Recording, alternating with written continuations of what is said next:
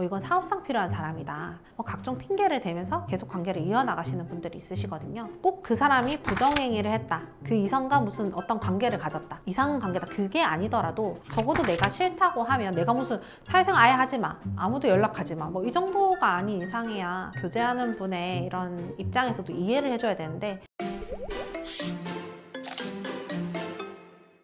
안녕하세요. 유아TV 이혼자라는 변호사 이변호사입니다. 저번에 결혼하면 안 되는 여자 유형 3가지에 대해서 이렇게 정리를 해봤는데 반응이 꽤 괜찮더라고요. 오늘은 결혼하면 안 되는 남자 유형 3가지로 정해봤습니다. 얼마 전에 제가 좋아하는 판사님이 책을 하나 쓰셨더라고요. 그래서 오늘 이 책도 좀 소개해드리고, 광고 아닙니다. 정현숙 판사님이라고 저희 부산 가정법원의 가사전문법관으로 오래 일하셨거든요. 책 제목 재밌는 것 같아요. 이혼 주례. 판사님들이 당직섬에서 협의혼하는 거 이혼하시는 거 맞으세요? 뭐 친권양육권 어떻게 하실 거예요? 면접교섭 어떻게 하시고 양육비 어떻게 하실 건가요? 이거 물어보고 사인해주는 그걸 주례 선다고 표현하신다고 하시더라고요. 맨 처음 여기 책에 딱 그렇게 적혀있어요. 흔한 이혼 소장의 레파토리 이렇게 돼 있고, 결혼하기 전부터 폭언, 폭행의 문제가 있었지만 결혼 준비한다고 부담감이 커서 그렇겠지, 결혼하면 달라지겠지 생각하고 결혼을 추진하게 되었습니다. 신혼 초부터 여자, 남자 문제가 있었지만 아이가 태어나면 달라지겠지 생각하고 출산하게 되었습니다. 단순하게 생각해보면 누구나 정답을 알 수가 있잖아요. 결혼하면 또는 아이를 낳으면 달라질 거라는 가능성이 제로에 가까운 생각을 하며 성급하게 다음 단계로 넘어가는 이유를 모르겠다. 인생에서 제일 설레고 행복해야 할 때인 결혼 준비 기간에 불행의 씨앗을 눈으로 목격하고 알콩달콩 행복가요 하면서 살아야 할 신혼의 때에 넘지 말아야 할 선을 넘었다. 인생에서 가장 열정적으로 서로를 아끼면 사랑해야 할 그때보다 상대방이 더 좋은 사람으로 변할 가능성은 거의 없다는 것은 누구나 알 수 있는 진리에 가까운 사실이다. 본인이 이렇게 실제로 경험하신 사건들을 이렇게 써놨더라고요. 내가 한 사례는 없나? 이러면서 살펴봤는데 너무 똑같이 쓰면 당사자도 좀 특정되는 것도 있기 때문에, 그래서 여러 가지 이혼 소송의 예들을 좀 드시고 본인도 예전에 이혼을 할 뻔했다 하는 내용도 있더라고요. 이것도 재밌었어요. 어쨌든 제가 하고 싶은 말은, 그러니까 첫 장에 이런 사람인 줄 알고도 결혼하는 게 문제다. 처음에 이렇게 시작합니다. 오늘 주제는 결혼할 배우자를 고민할 때 결혼 전 꼭 피해야 하는 남자 유형에 대해서 이야기해 보겠습니다. 첫 번째, 폭력적인 행동을 하는 남자입니다. 정말 단언컨대 결혼하면 달라지지 않아요. 폭력은 처음에는 이렇게 물건을 탁 집어 던지고, 그 다음에는 뭐 기물을 파손하는 거 이렇게 시작을 해서 다음에 이제 배우자한테 직접적으로 폭행을 가하고, 그 폭행의 정도는 빈도가 점점 많아지고 폭행 정도도 심해지는 거죠. 요즘에 게이트 폭행 이런 거 많잖아요. 남자분들은 좀 그 여자분의 일거수일투족을 막 감시하고 의심을 하면서 좀 폭력적인 행동을 하고 돌아서서 바로 또 미안하다고 해요. 내가 너 없으면 살 수가 없다 이러면서. 그런 게 계속 되다가 그렇게 해서 결혼하시는 분들이 있어요. 저희가 소장애를 보면 그런 분들은 그때 아니라고 생각했을 때 정말 끊어야 돼요. 혹시라도 그렇게 계속 만나다가 아이라도 덜컥 임신이 되면 또 아이 때문에 또 결혼하시는 거예요.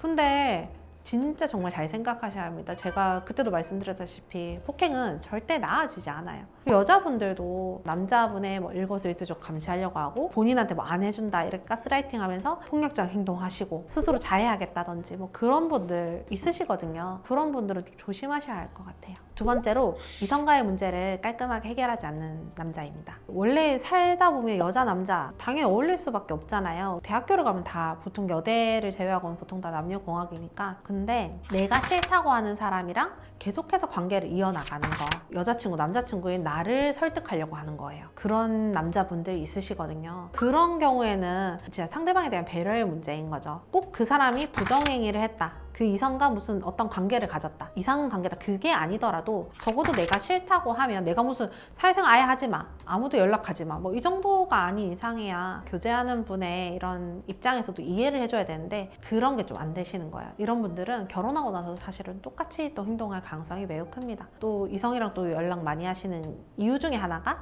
이건 사업상 필요한 사람이다, 각종 핑계를 대면서 계속 관계를 이어나가시는 분들이 있으시거든요. 세 번째로는 그 원가정과 분리가 안 되는 남자입니다. 그러니까 여기서 말하는 원가족이 단순 효자다 이 얘기를 하는 게 아니에요. 첫 번째로는 아내분과 본인이라는 가족이 이제 새로 생기는 거잖아요. 그럼 이 가족이 중심이 돼야 되는데 여전히 본인의 결혼 전에 원가정을 더 중요시하게 여기고 이 원가정의 가족들과 모든 것을 의논하는 거예요. 그리고 와이프한테 통보만 해요. 제가 했었던 사건 중에서는 집을 구하는데 시댁이 부산진구에 있어요. 원래 본인들의 그 회사나 이런 거 생각했을 때 해운대구에 살아야 하는데 갑자기 부산 진구로 이사 오는 집을 덜컥 계약하는 거예요. 와이프랑 아무런 의논이 없이. 이런 분들이 있으시거든요. 이게 별거 아닌 것 같아도 결혼 중에 매우 많은 트러블을 유발할 수가 있어요. 원가정과 분리가 안 되는 남자 중에 또 다른 유형은 남편이 부모님 회사에서 계속 일하는 경우 또는 가업을 이어받는 경우가 여기에 해당합니다. 이 경우에 남편의 생계, 즉 돈을 시댁에서 이제 받게 되는 거잖아요.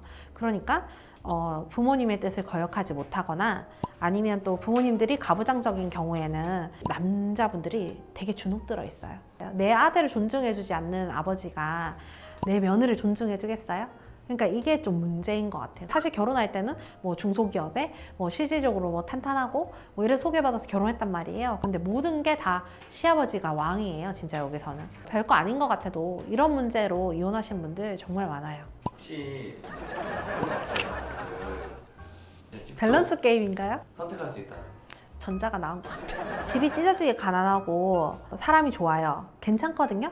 근데 변변치 않다는 거는 받아들일 수 없어요. 본인의 일을 열심히 하는 사람. 근데 결혼은 좀 현실인 것 같아요. 사실 저는 이혼 전문 변호사니까 결혼 정년기에 있는 사람들이 저한테 상담 많이 해요. 사실은 이런 사람이 있는데 어때? 이렇게 얘기를 하거나 주위에 뭐 이런 사람인데 이거 어떻게 생각해? 근데 진짜 나는 진짜 무슨 이혼 소설에서나 나오는 줄 알았는데 진짜 맞으면서 사귀는 경우들이 있더라고. 왜 사겨? 그 친구 왜 사귀는데? 이렇게 물어보니까 남자가 직업이 좋고 돈이 되게 많고 나중엔 결국 이혼한다 이렇게 했는데 사실 아직까지는 잘 살고 있어요. 맞으면서. 나는 사실 나한테 물건을 집어 던지는 것도 용서할 수 없어.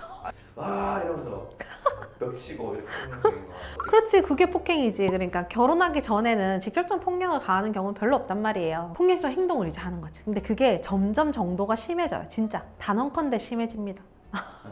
나아질 수가 없지. 근데 아까 얘기한 밸런스 게임 너무 심했던 남자도 별로고 돈도 없고 사람만 좋아.